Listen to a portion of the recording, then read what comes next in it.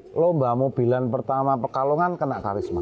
Untuk suplemen. Nah, ini Aduh, yang ini. Bulgari pakai apa ini? Ya. Ayo kasih tahu dong Suplemen. teman-teman nih.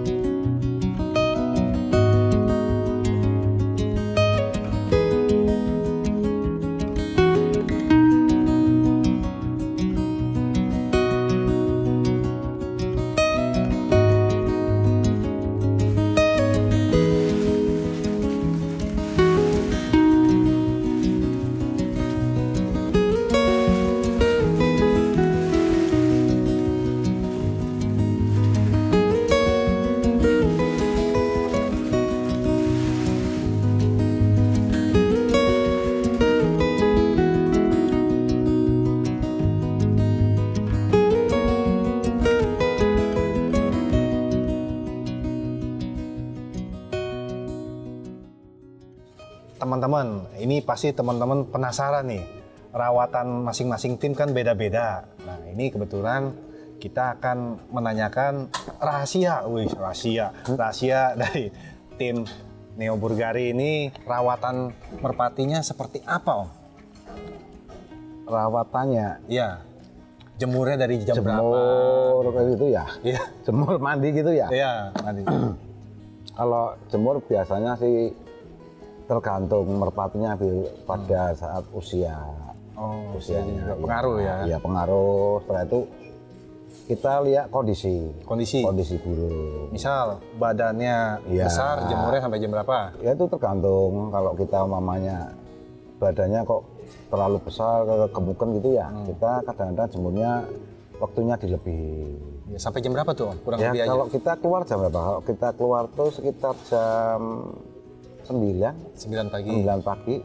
burung keluar dari kandang, setelah itu kan masuk lagi. Kalau saya kan biasanya kan dikeluarin, setelah itu masuk, setelah masuk ditunggu sampai berapa menit ya, dia kan minum apa ya, minum lah. Kalau pagi kan jarang tak kasih makan, minum, setelah minum baru saya jemur. Oh gitu. Ya tipe kayak istilahnya keluar kandang langsung jemur enggak, kasihan. Iya. Ya masalahnya kayak gitu kita sama aja nanti di badannya susut, keringnya cepet Susut ya? kering, iya. Jadi kalau perawatan kayak jemur itu paling kita pakai 2 jam.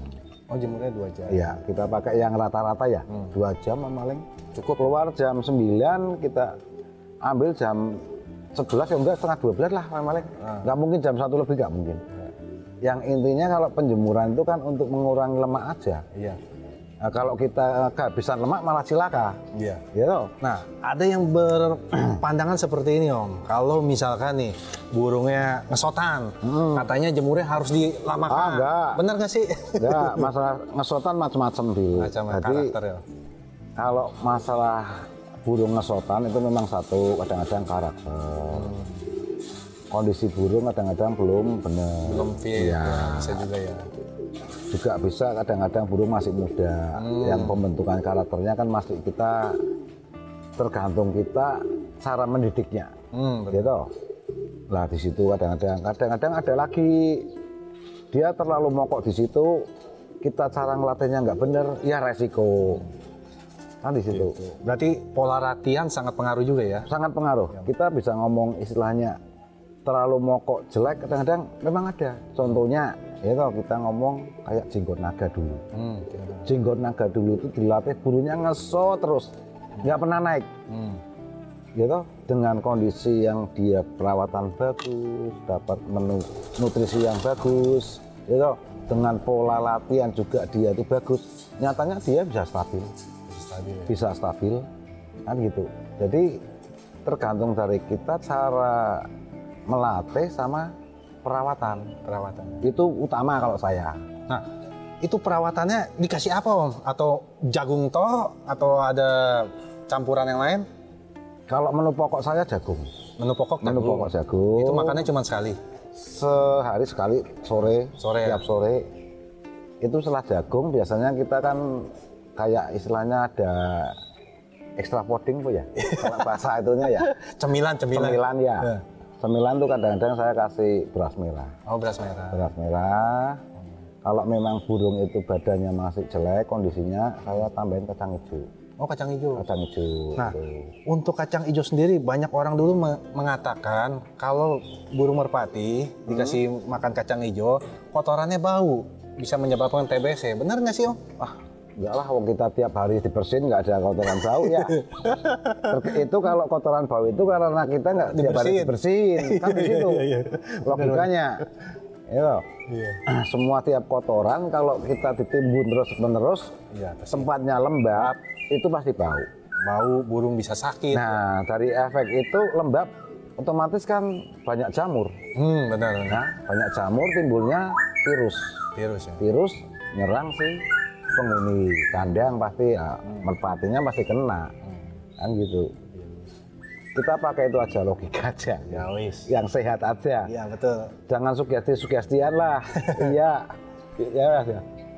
Nah, saya mau korek lagi nih, teman-teman. Korek pokoknya sampai tuntas. Untuk suplemen. Nah, ini. Yang Burgari pakai apa ini? Nah, ayo kasih tahu dong teman-teman nih. Suplemen kalau kita pakainya produk Vetafarm. Vetafarm. Dari kapan itu pakainya? Itu mulai kita main tahun 2011 ya. 2011? Iya, kita sudah pakai Vetafarm. Kalau dulu waktu masih titip sama Junet, ya Junet yang punya Kenwood itu loh ya. Iya. Itu kita pakainya punya Belgia. Oh, Belgia. Belgia, cuma cara pemakaiannya lebih rumit. Rumit ya? Lebih rumit.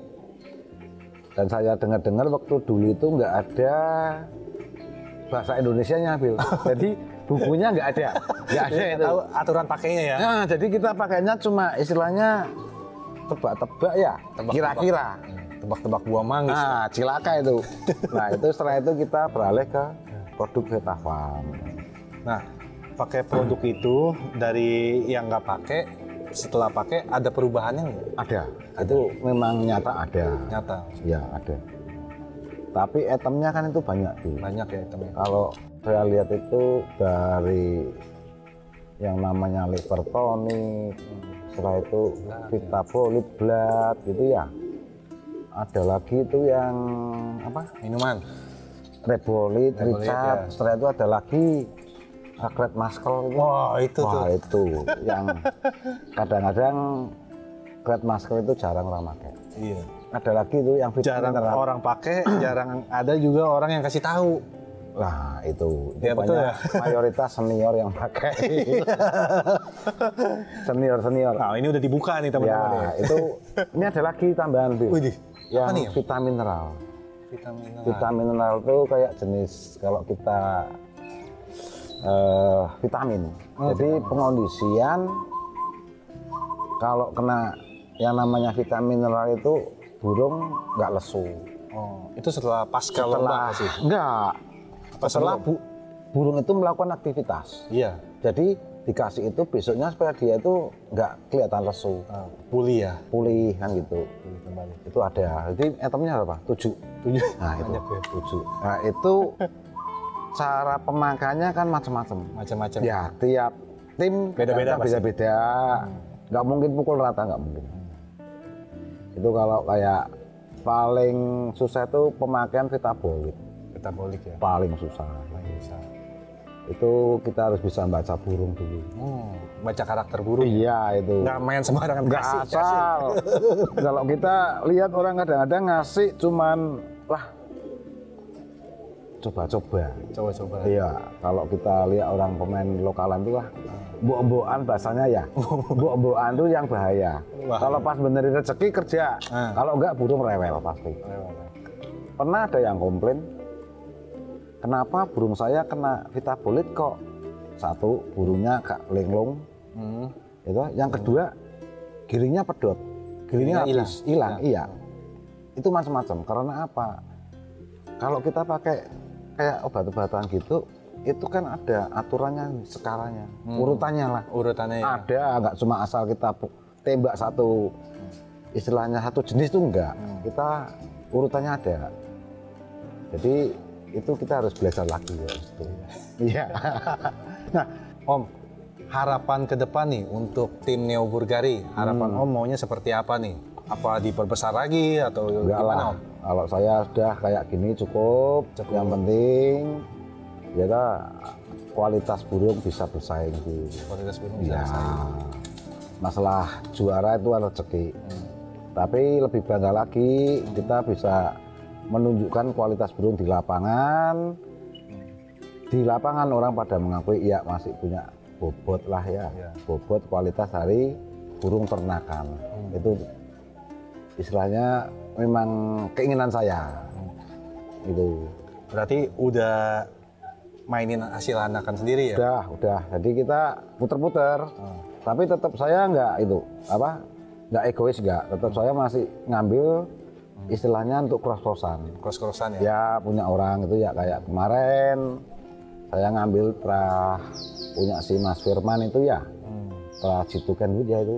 Itu kemarin tetap lah ya untuk masih menambah materi. Ya, materi. Kemarin lagi ngambil yang punya Greda Seba. Oh iya. Itu sama si Pak Dewa ya itu. Nah, berarti saya ngambil adik Greda Seba. Oh, iya, tak buat silangan itu. Silang-silangan. Silang. Ya nanti kalau kita nunggu rezeki. Ya keluarnya kayak apa ya? Jackpot. Ya, jackpot, iya.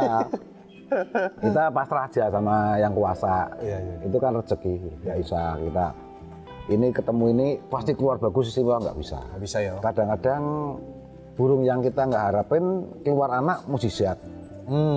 Ya toh? Tapi kita harus tahu juga terah burung itu pasti ujung-ujungnya bagus. Nggak mungkin lah terah pasar kamu ternak keluar istimewa. Ya mungkin bisa, tapi kan kemungkinan kecil.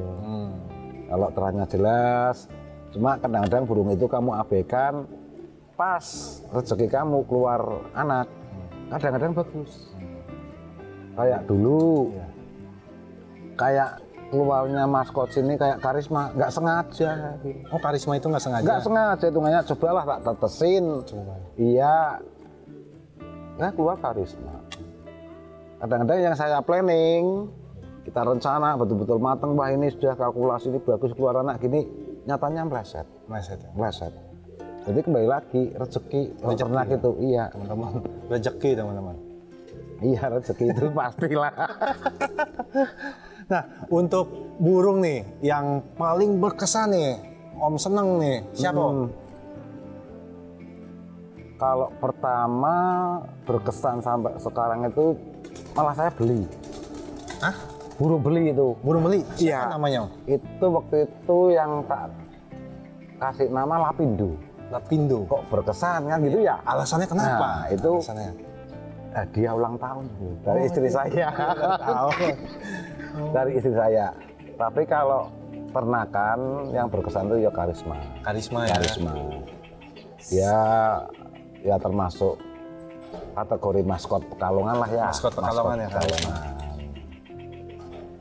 Bukan dalam arti burung heboh. Cuma itu enggak, cuma termasuk kategori urutan keberapa Karisma. Iya. Nah, untuk Lapindo, Karisma kan mempunyai karakter nih Om. Ya. Karakternya seperti apa Om? Kita contoh dari Lapindo dulu. Lapindo itu warnanya apa Om?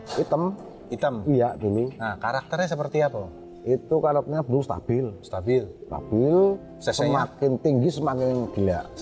Bawahnya semakin edan. Cuma dia ya juga punya kekurangan. Apa itu? Kekurangannya mainnya di tali itu kurang bagus. Oh, ngenet tali. Jadi mainnya di tali itu dia nggak ngiris, nggak model ngiris set gitu, nggak agak cembung. Jadi agak loncat.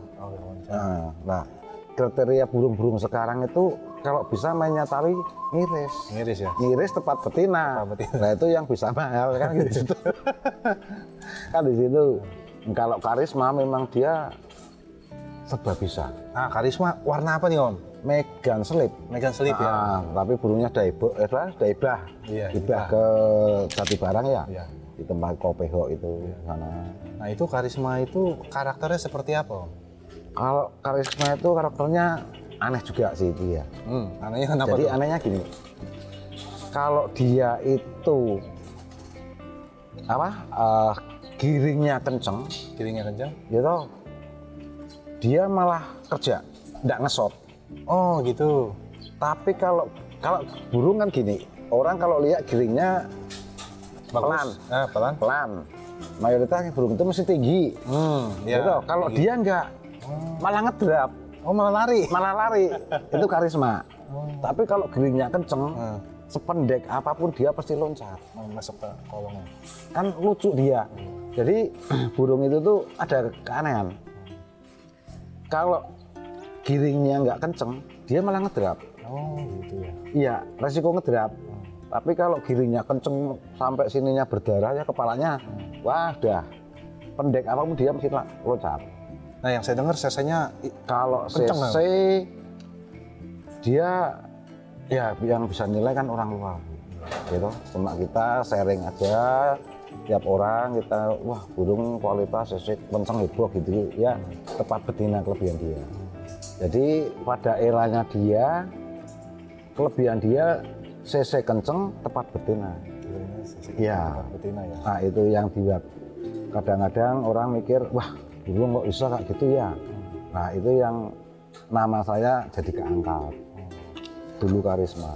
Karisma itu pertama kali dapat mobil ya kalau nggak salah ya Om ya? Betul nggak? Lomba mobilan pertama Pekalongan kena karisma. Iya karisma ya. Ya. Berarti karisma yang membawa tim Neo Burgari. Ya Bukan harum lah mobil ya? mobil itu karisma. Ya namanya Merpati Bil. Kita udah pasrah, yang penting ada usaha. Kan gitu. Om, kasih harapan Om ke dunia Merpati Kolong nih untuk kedepannya Om. Ya semoga tambah rame, gitu.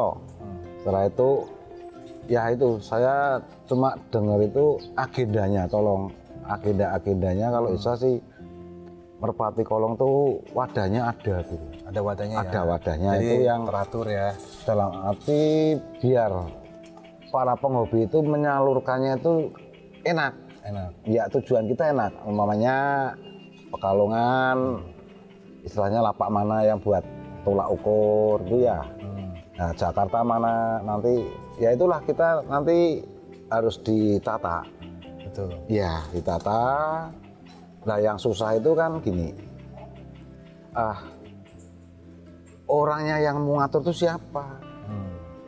Mau kok enggak kan gitu. Iya. Masalahnya itu butuhkan budget gede, gitu. Nah di situ kadang-kadang orang pada nggak mau. Mungkin karena repot dia waktunya, kan Iya, gitu ya, waktu pasti.